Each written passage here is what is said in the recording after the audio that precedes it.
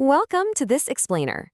Today, we're cutting through the legal jargon to decode Section 2(9) of the Code of Civil Procedure, commonly known as the CPC. We're going to figure out exactly what a judgment really means, and we're going to do it in plain, everyday English. Let's get right into it. So, honestly, have you ever found yourself mixing up a judgment, a decree, and an order? Don't worry, it happens all the time. People toss these terms around interchangeably, like they just mean the end of a lawsuit. But legally speaking, they're completely different concepts that serve very different purposes. Let's step out of the courtroom for just a second to really picture this. I want you to think of a long, complicated civil suit, like taking a massive end-of-year school exam. You prep, you take the test, and then, in this whole exam analogy, the judgment is your detailed report card. It tells you exactly where you excelled, where you messed up, and gives you all of the teacher's feedback. The decree? That's just the final mark sheet saying pass or fail. The decree gives you the ultimate result, but the judgment gives you the entire story of how you actually got there. Now let's look at the actual rulebook. Under Section 2(9) of the CPC, a judgment is defined simply as the statement given by a judge on the grounds of a decree or order. So what does that mean for us? It basically means the judgment is the judge's formal written explanation. It lays out the specific reasons, the evidence, and the legal logic they use to make their final call. The absolute core of a judgment is the why. While a decree just tells you who gets what, the judgment is where the intellectual heavy lifting happens. It outlines the facts, weighs the evidence from both sides, and explains exactly how the law was applied so that one party came out on top.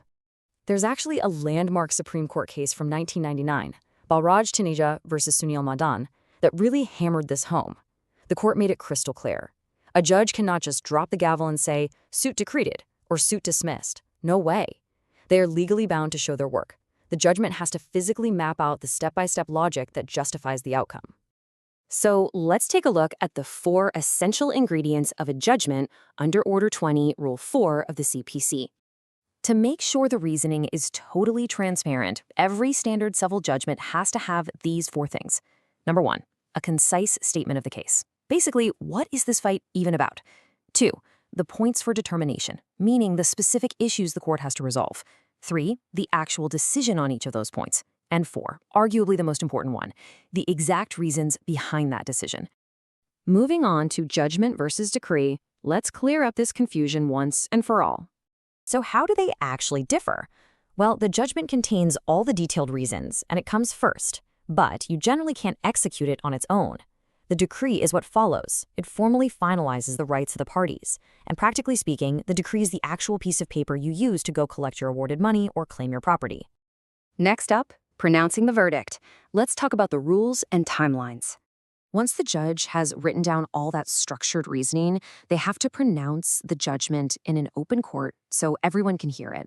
It gets stated, it gets signed, and here's the real kicker. Once it's signed, it's pretty much locked in. The judge can't just change their mind later.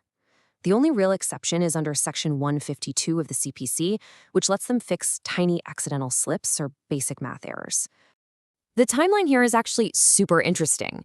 The justice system knows that waiting for a verdict is incredibly stressful, so the law says a judgment should ideally be pronounced within 30 days of the hearings wrapping up.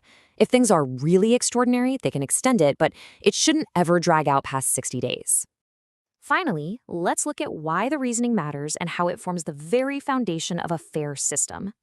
Why is all this strict, structured reasoning so crucial for everyday people? It really boils down to trust. A well-reasoned judgment creates legal precedent for the future. But more importantly, it guarantees transparency right now. It proves to both sides that the judge actually paid attention to the facts. Plus, think about it. If you lose a case, the judgment gives you the exact reasons why, which you absolutely need if you're going to file an appeal.